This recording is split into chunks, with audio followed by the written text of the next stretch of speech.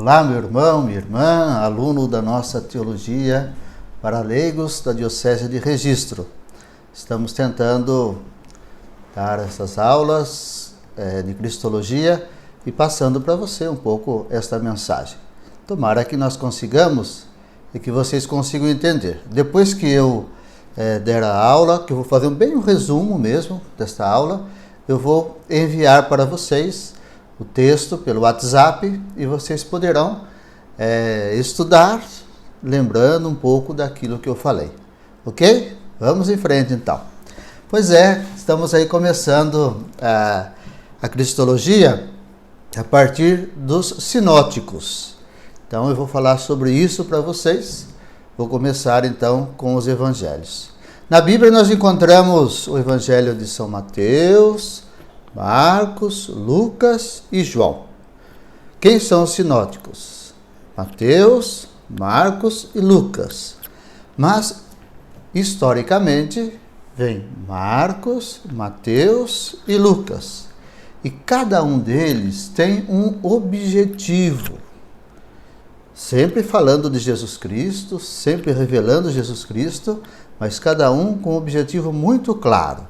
Por exemplo, o Evangelho de Marcos vai mostrar os títulos cristológicos. Vamos conhecer um pouco os títulos cristológicos.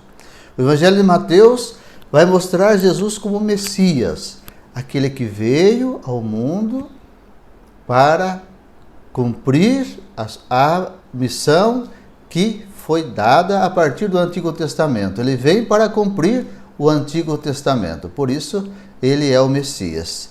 E São Lucas vai mostrar Jesus como Salvador da humanidade, aquele que vem com misericórdia, com bondade, com mansidão, sempre acolhendo a todos e salvando a todos. Então é isso que nós vamos procurar entender ao longo desta aula e das próximas de Cristologia. Outra coisa importante nós entendermos é o sentido da palavra evangelho. A palavra evangelho vem do grego e quer dizer boa nova, boa notícia.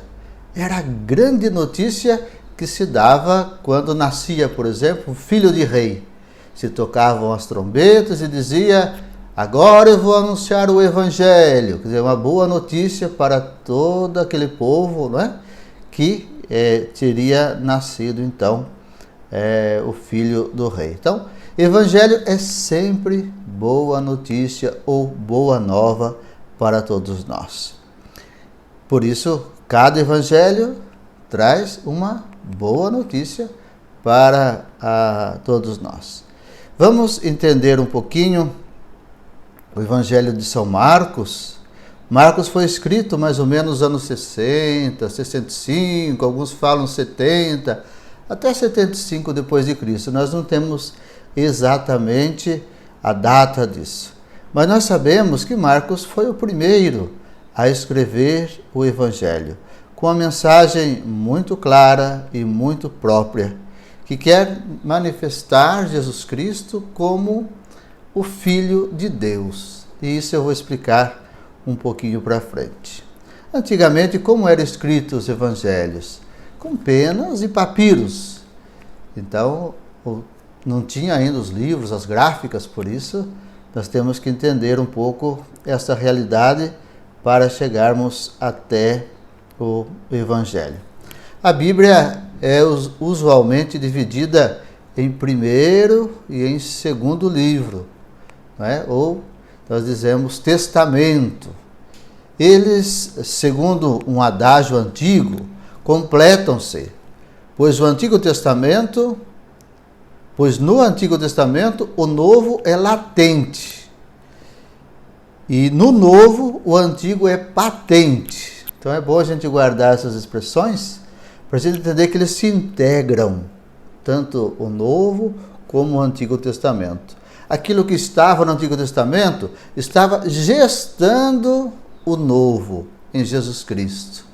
E aquilo que está no Novo Testamento é aquilo que recebe do Antigo Testamento. Então, há uma ligação intrínseca, isto é, bem próxima de um para com o outro. Qual que é mais importante? Os dois são importantes. Olhamos o Antigo, olhamos o Novo.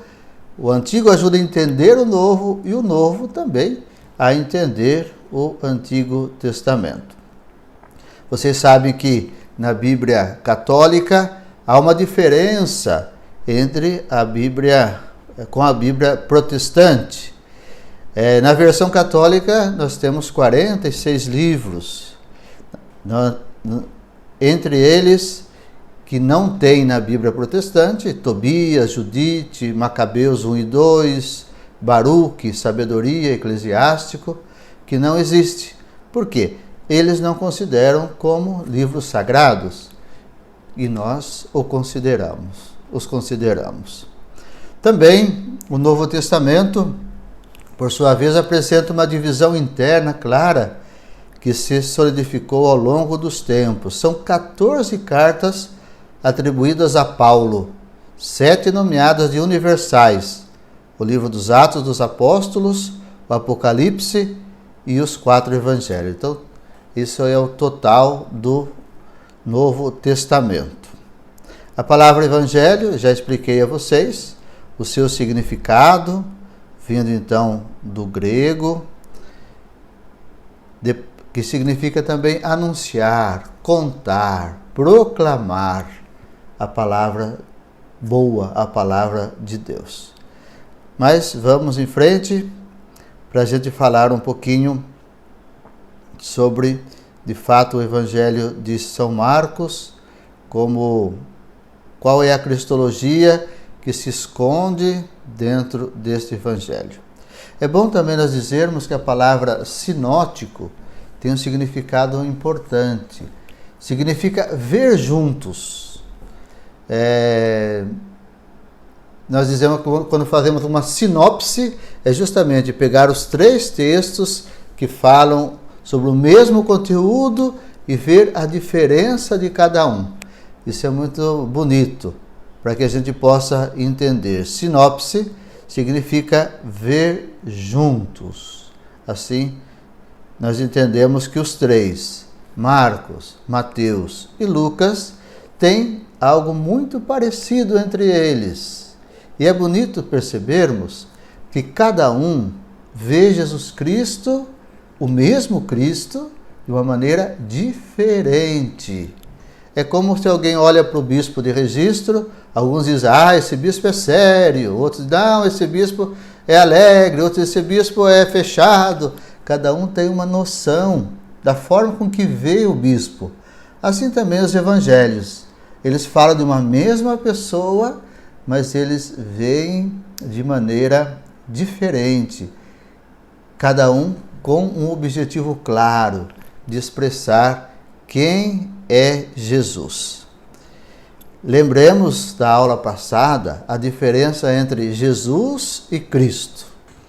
Vocês se lembram que eu disse que Jesus é o histórico, aquele que era. O Cristo é o ressuscitado, aquele que é. Então não vamos esquecer. Jesus Cristo, sim, é aquele que era historicamente, mas aquele que é hoje como o Senhor da nossa vida, o Senhor da nossa história. Estou falando muito rápido para concluir um pouco.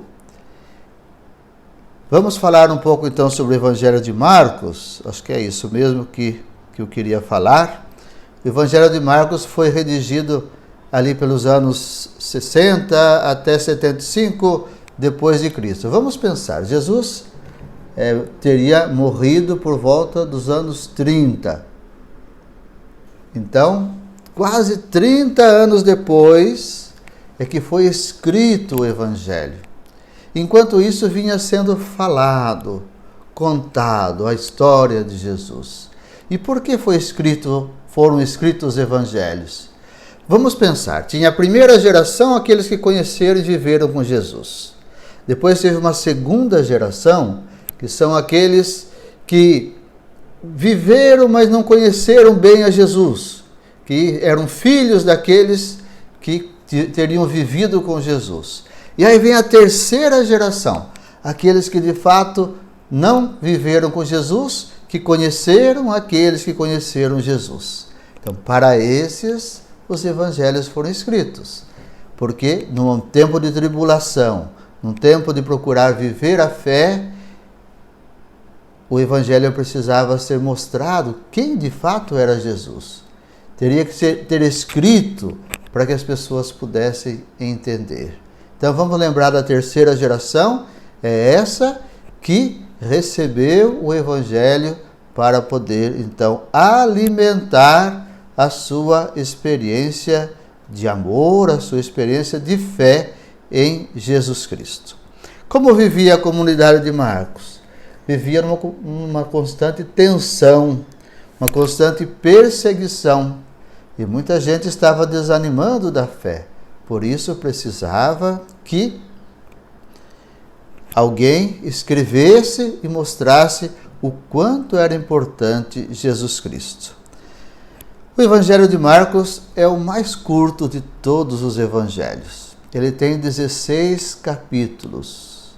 E é muito bonito, porque ele vai até o capítulo 8, que é a metade. Jesus tem uma grande multidão seguindo Jesus. Depois do capítulo 8, Jesus começa a ficar sozinho. E ali no capítulo 8 tem uma pergunta fundamental que Jesus faz aos seus discípulos. Quem diz os homens ser o Filho do Homem? Isso eu vou explicar também um pouquinho à frente para que vocês possam entender. Alguns diziam que o Evangelho de Marcos era um evangelho muito simples e que nem valorizavam muito bem, banalizavam o Evangelho de Marcos. Mas com o tempo foram descobrindo a importância, primeiro porque era o primeiro evangelho e depois porque é de uma profundidade muito grande. Marcos consegue mostrar uma realidade de maneira assim muito simples e muito rápida, que a gente consegue entender até por imagens. Por exemplo, quando Jesus é transfigurado, todos os outros evangelistas tentam explicar que Jesus tinha a roupa branca, assim, assim, assim, e tentavam explicar e gastam um tempão para explicar. Marcos define assim: a roupa de Jesus ficou tão branca que nenhuma lavadeira do mundo podia lavar. Quer dizer, já definiu, era assim que Marcos fazia. Talvez Marcos não tivesse a paciência de assistir esse vídeo e nem teria a paciência de participar de um curso de teologia longo. Marcos era muito prático, ele queria resolver as coisas e mostrar rapidamente como que Jesus definia. Por isso, Marcos vai mostrar Jesus sempre a caminho. Jesus nunca está parado. Sai daqui, vai para lá, sai de lá, vai para lá, toda hora caminhando. Então, quem é Jesus? É aquele que é o Filho de Deus que leva a mensagem de Deus às pessoas. E quem é o discípulo? O discípulo é aquele que caminha atrás de Jesus, aquele que vai com Jesus para encontrar o caminho de Jesus. Só conhece Jesus, para o Evangelho de Marcos, quem segue Jesus. Esse negócio de ouvir falar, minha mãe era muito católica, meu tio era não sei o quê, sei quem foi batizado, isso não vale para Marcos. Vale sim, cada um assumindo a sua experiência de Deus, a sua experiência de fé. Mas como a gente faz, de fato, para entender um pouco algum texto bíblico? Eu vou dizer 3 coisas que vão marcar vocês. Vocês que são ministros da palavra, vocês que falam um pouquinho sobre os textos bíblicos, ou vocês que rezam o texto bíblico, que estudam, 3 coisas importantes.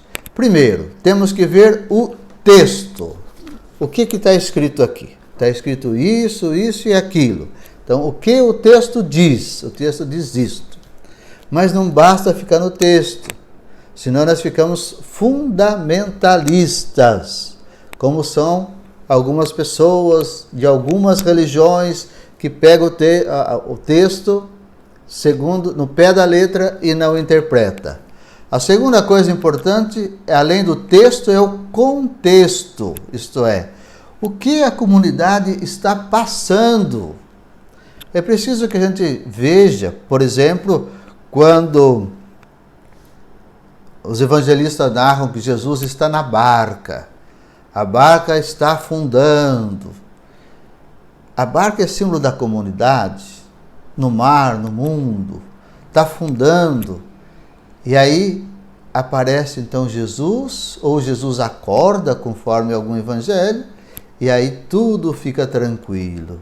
Às vezes nós estamos na barca, a barca está afundando e nós não percebemos que Jesus também está na nossa barca. Este é o contexto que a comunidade está passando. E por fim, o pretexto. Texto, contexto e pretexto. Por que foi escrito então este evangelho? Para animar a comunidade a enfrentar as dificuldades diante do mundo. Nós também estamos vivendo assim, né? Um tempo difícil e nós precisamos ter Jesus em nossa barca para que a gente possa enfrentar as nossas dificuldades. Pois é, quem é Jesus? E o que é ser discípulo? Este é o grande significado do Evangelho de Marcos. Nesse espírito, o Evangelho de Marcos é escrito para apresentar dois elementos: mostrar quem é verdadeiramente Jesus e dizer que Jesus é o Filho de Deus. É tão bonito isso. É como se fosse um refrão constante no Evangelho de Marcos. Jesus é o Filho de Deus. Começa o Evangelho de Marcos dizendo: o Evangelho de Jesus Cristo, o Filho de Deus. É o objetivo. Depois Jesus, quando é batizado, do céu vem uma voz e diz: este é o Filho amado de Deus. Depois, quando Jesus se encontra com um demônio, o demônio vai dizer: tu és o Filho de Deus. Até o demônio foi dizer isso no Evangelho de Marcos: tu és o Filho de Deus. Depois, quando Jesus é transfigurado, lá na montanha vem a voz do céu: este é meu Filho amado. Jesus, então, Filho de Deus. E por fim, quando um dos soldados, no final, Jesus está lá na cruz, um soldado transpassa o lado de Jesus e depois ele vai dizer: verdadeiramente este era o Filho de Deus. Então é um refrão constante que mostra o primeiro objetivo do Evangelho de Marcos. E nós vamos encontrar no capítulo 8 do Evangelho de Marcos, eu disse a vocês que o Evangelho de Marcos tem 16 capítulos, bem no meio, no 8º capítulo, nós encontramos Jesus perguntando para os discípulos: quem dizem os filhos do homem que sou? Quem dizem as pessoas que é o Filho do Homem? E aí alguns dizem: João Batista, outro é um dos profetas, outro é Elias. E para vocês, quem sou eu? Pedro vai tomar a palavra e vai dizer: tu és o Filho de Deus. Esse então foi a parte mais forte. E Jesus vai dizer: olha, você acertou. O Espírito Santo que iluminou você para dizer isso. Porém, há um problema aqui. Pedro acerta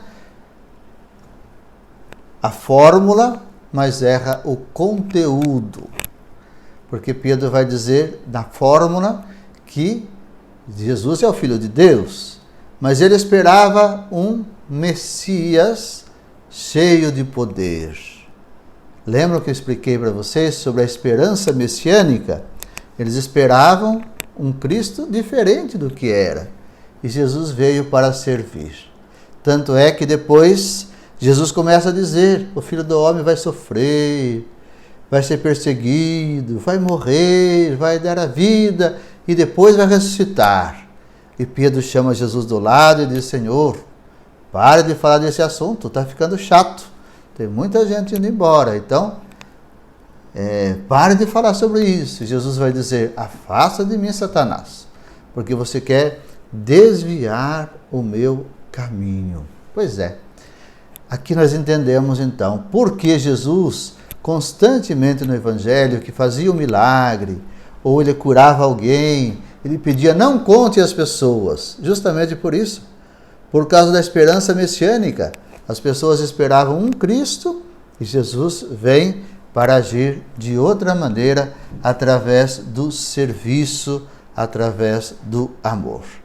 Aqui compreendemos a essência do Evangelho de São Marcos.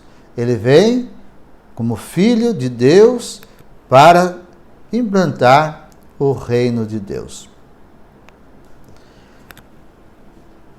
E a missão de Jesus é justamente essa: fazer com que aconteça no meio de nós o reino de Deus, porque ele era verdadeiramente o Filho de Deus.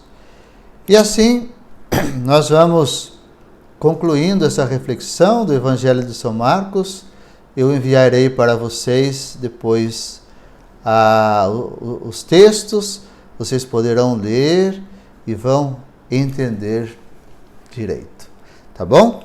Desejo a vocês um tempo que fiquem em casa, que reflitam. Eu dizia há pouco para uma cidade aí que pediu que fizesse uma mensagem, 3 coisas importantes. Eu creio que, como diz o Papa Francisco, deve nascer uma nova humanidade. A primeira é que nós devemos levar a Deus a sério. Às vezes levamos Deus não muito a sério, fazemos do nosso jeito, não temos aquela fé profunda que leva de fato à conversão. Levar Deus a sério. Segundo, levar a nossa família a sério, morando em casa ou estando com aqueles que convivem conosco, aprender a conviver. Desaprendemos a conviver. Então, levar também a nossa família a sério. E depois, o terceiro, o Papa Francisco insiste, estamos numa casa comum.